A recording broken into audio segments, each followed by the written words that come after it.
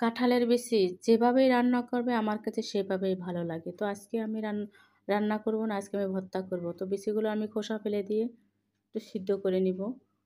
তো আমার সিদ্ধ হয়ে গেছে।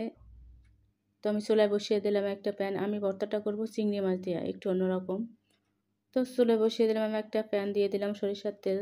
তেলটা গরম হয়ে গেলে আমি দিয়ে দেবো কিছুটা চিংড়ি মাছ আমি বেছে ধুয়ে রেখেছিলাম।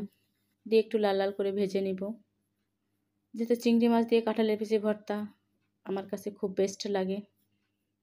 তো আজকে আমি ওইভাবেই করব। গরম গরম ভাতের সাথে খেতে না অসাধারণ টেস্ট।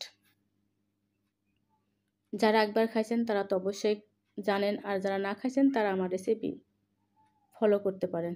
তো আমার চিংড়ি মাছগুলো আমি একটু ভালো করে ভেজে নিয়েছি। এরপরে দিয়ে দিলাম আমি 3টা পেঁয়াজ একটু বড় বড় করে ফালি করে, 2টো রসুন খোসা ছাড়িয়ে, এবং পরিমাণ মতো ঝাল। ঝালটা ভর্তাতে একটু বেশি দিলেই ভালো লাগে, আপনারা কম বেশি করে নিতে পারবেন। তো দিয়ে একটু ভেজে নেব। দিয়ে দিলাম স্বাদ মতো লবণ। এবার এগুলোকে আমি ভালো করে ভেজে নিব, যাতে কোনো চিংড়ি মাছ দিয়ে কাঁচা কাঁচা গন্ধ না আসে। তোমার ভাজা প্রায় শেষের দিকে। আমি বিচিগুলো আগে থেকে সেদ্ধ করে এবং উপরের যে লাল লাল খোসাটা ফেলে ওটা সিদ্ধ করলে মানে আগলা হয়ে যায়, তো সেটা আমি ফেলে দিয়েছি। তো দিয়ে আমি একটু এগুলোর সাথে ভালো করে একটু বিচিগুলো ভেজে নিব।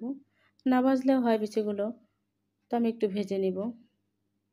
ভেজে নিলে ভর্তার স্বাদটা আর একটু ভালো লাগবে। তো আমার ভাজা হয়ে গেছে, আমি এগুলোকে একটা শিলপাটায় বেটে নিব। পাটায় বেটে ভর্তা বানালে আরও টেস্ট হয়। ব্লেন্ডও করে নিতে পারেন আপনারা চাইলে। তো আমার কাছে শিলপাটাই বেস্ট। তো আমার বাটা হয়ে গেছে। এই যে দেখেন কতটা আঠালো হয়েছে, আর খেতেও কিন্তু অসম্ভব মজা হবে। তো যাই হোক, আমি উপর থেকে সামান্য একটু সরিষার তেল দেবো, কাঁচা সরিষার তেল, বেশি দিব না, অল্প দিয়ে একটু ভালো করে মাখিয়ে নিব।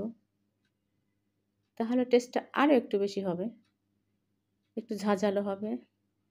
তো তেলটা দিয়ে আমি ভালো করে মেখে নিলাম। তো হয়ে গেল আমার কাঁঠালের বিচি দিয়ে চিংড়ি মাছের ভর্তা। আল্লাহ হাফেজ, সবাই ভালো থাকবেন।